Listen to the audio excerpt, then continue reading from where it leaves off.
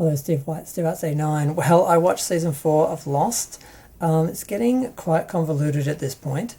We have different stories. We have the Oceanic 6 back in the real world. We have time travel being explored. We have a whole episode dealing with Desmond, going backwards and forwards from 1996, and finding a link, using his partner as a link.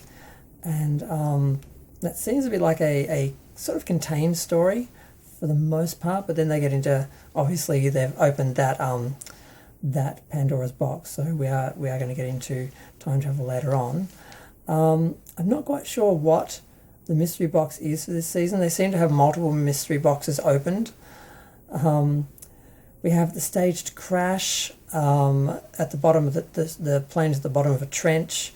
And for the special features, they did a whole very realistic documentary about it being a conspiracy, which is really fun to watch. Probably more fun than the series.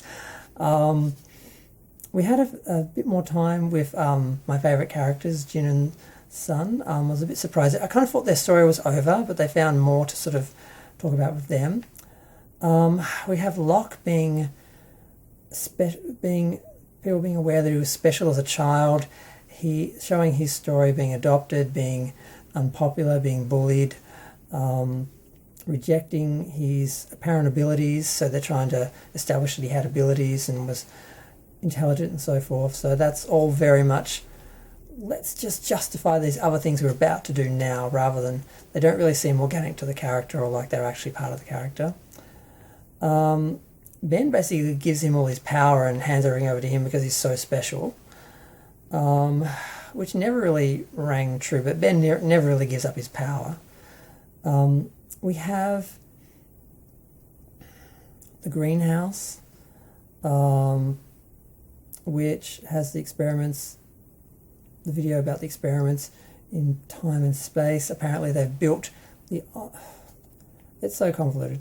They've gone to this island to experiment. The island itself travels and isn't always in the same place, which, I mean, I'm already 5 episodes into season 5, so I'm not 100% sure I'm slipping into season 5, but the idea that the island could be moved, the idea that the island,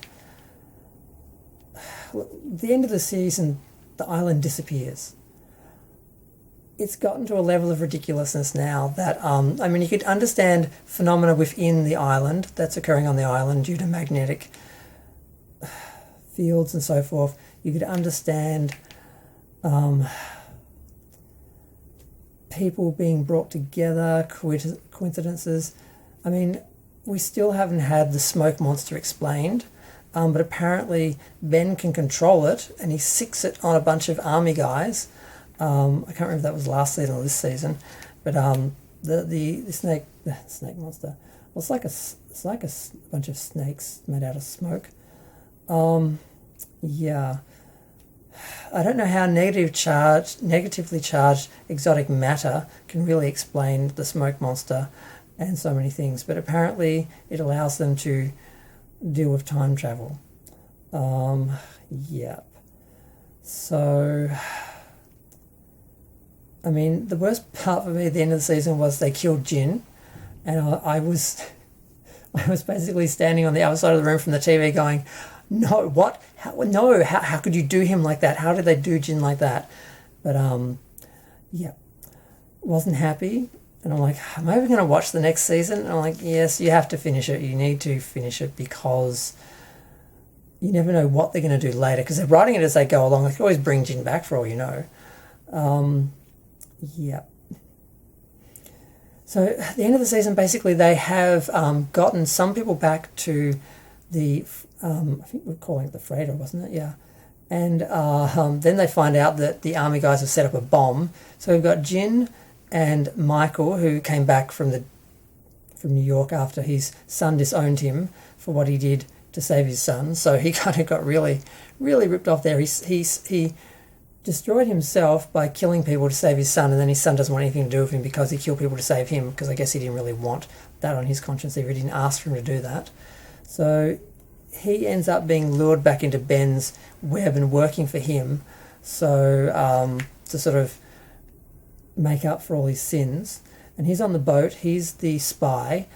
He's sabotaging the engines and so forth, but he's the one who keeps the bomb from blowing up by using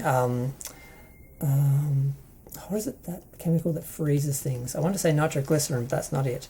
Liquid nitrogen. So he's spraying that on the batteries so it can't get a charge, so it can't blow up when it wants to. And Jin is trying to help. He stays. Everyone lands. They've had a shoot up over Ben.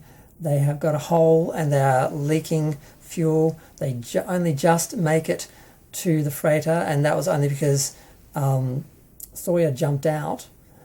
And they're trying to refuel while they're trying to stop the bomb blowing up, and eventually they run out of liquid nitrogen. Michael tells Jin to go. Jin goes, but he doesn't get up in time because Sun has the baby, because Claire's disappeared with her father, who apparently is part of all of this and seems to be speaking to Jacob. I mean, there's no way to understand any of this. So they're just making up mysteries for the shock value and the interest's sake of them, but they don't actually gel with anything. They're literally making up as they go along, and they have been doing it season by season. And it's not real mystery where you can actually work it out. There are actual pieces. You can put all the pieces together. There's clues for everything. It's not like that. So that's why it is a bit of a rip-off. And why I'm surprised so many people stuck with it as long as they did. But yeah, so Sun's got the baby, and she's looking for Jin, and Kate is like, I'll find him, get the baby on the plane. And then Jack grabs her and drags her off, and she doesn't even fight. She's just like, okay, let's just give up on Jin. So they get in the plane, and Sun's like, where's Jin? And they take off, and she's like, no. And then Jin gets up just in time to see them take off, and I'm like, you're like 50 feet away, go back down and get him. It's a few seconds. I'm sure he can jump. You don't even have to land. But they don't. So she's screaming her head off, and I would be too, because he's right there. And not long after that, the boat does blow up. They did have time to get him, but they didn't try. And then they try to go back to the island. The boat sinks. There's no sign of Jin, which is actually good, because I'm like, okay, we didn't see him blow up. We didn't see where he was when he blew up. He could have jumped in the water. He could have been blown in the water. I didn't totally give up on him, but I thought maybe Daniel Day Kim is getting film roles, offers. Maybe he wanted to be written off, because it just seemed really sudden. But then, of course, Locke and Ben are up to no good in one of the many stations, and basically he basically makes the island disappear. So you get the big giant flash of light, it disappears. There's literally like a very small, like little hole in the ocean that sort of fills up, and that's it.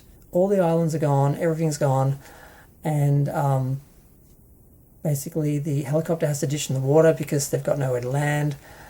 Sawyer gets back to the island, but of course we don't know what happens to everyone on the island. And then we go back to Jack being back in the real world, and they're talking about having to go back and having to take everyone back, including him. And they pan over to a coffin which has Locke in it. Nearly forgot his name. And I'm like, really? Locke's dead. How can Locke be dead at this point? He was too far involved, and they did film 3 different coffin scenes. So whether they actually had a story planned and didn't want people to know, so they filmed 3 different coffins, or whether they just filmed 3, didn't know which they were going to go with, and then they made the story up from there. I'm guessing they made it up from the editing choice of which to go with. So yeah, I wasn't happy that Jin died.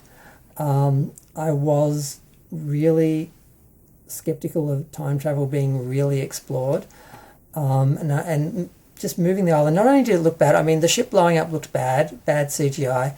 It looked like just really really flat, like animation, where like there's no texture or detail. It's just colors. It almost looks like it's like done with like texture or paint or something. It looks awful. And the same thing with the island disappearing. Yeah, it's just like too much, too far-fetched, too complicated, too convoluted, too many mystery boxes opened and never getting an actual answer to what was in them. The only reason why I kept watching and going into season 5 was because I wanted to see if they actually killed Jin, because I'm like, they couldn't kill him, no, and they didn't show it, and there wasn't a reason to. They could have had the tension just from can they get off the ship in time before it blows up. They didn't need to have will he get to the helicopter in time. It was just really unnecessary. But yes, so now I'm going into season 5 and I'm glad there's only 2 left. And season 5 is a little shorter. Season 4 and 5 are a bit shorter, but I think season 6 is a full season. Either way, it's dragging, but I'm going to keep with it.